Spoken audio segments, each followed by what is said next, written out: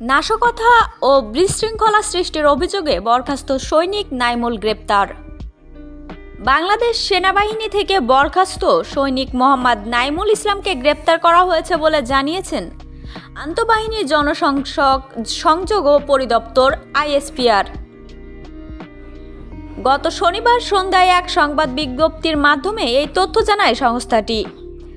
ISPR জানায়, গত বছরের 5 আগস্টের পর থেকে শৃঙ্খলা ভঙ্গের অভিযোগে কতিপয় ও বরখাস্ত থেকে ও অব্যাহতি করা থেকে পাওয়া সাবেক সেনা সদস্যের সঙ্গ নিয়ে বিভিন্ন গণমাধ্যমে উস্কানিমূলক বক্তব্য দেওয়া সহ বিভিন্ন নাশকতামূলক কার্যক্রম পরিচালনার পরিকল্পনা করে আসছিলেন নাইমুল।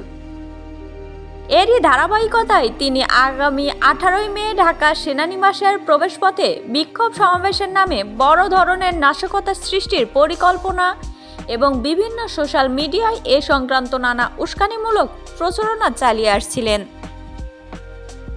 এই ধরনের শৃঙ্খলা বহির্ভূত কর্মকাণ্ড থেকে বিরত করার লক্ষ্যে সেনাবাহিনীর একটি প্রতিনিধি দল শনিবার দুপুর আনুমানিক 2টার দিকে রাজধানীর খিলক্ষেতের বটতলা বাজার এলাকায় যোগাযোগের চেষ্টা করলে বরখাস্ত সৈনিক নাইমুল তার কিছু সহযোগী সহ উপস্থিত একজন সেনা সদস্যদের ওপর দেশীয় অস্ত্র নিয়ে বিতর্কিত হামলা চালায়।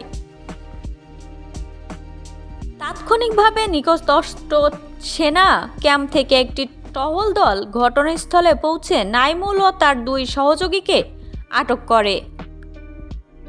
উল্লেখ্য, বরখাস্ত সৈনিক নাইমুলকে স্ত্রীর কাছে যৌতুকের দাবি, শারীরিক ও মানসিক নির্যাতন এবং বিভিন্ন সামরিক শৃঙ্খলা পরিপন্থী কর্মকাণ্ডে জড়িত থাকার অপরাধে চাকরি থেকে বরখাস্ত করা হয়েছিল। তার বিরুদ্ধে আইনসঙ্গত প্রক্রিয়াধীন রয়েছে।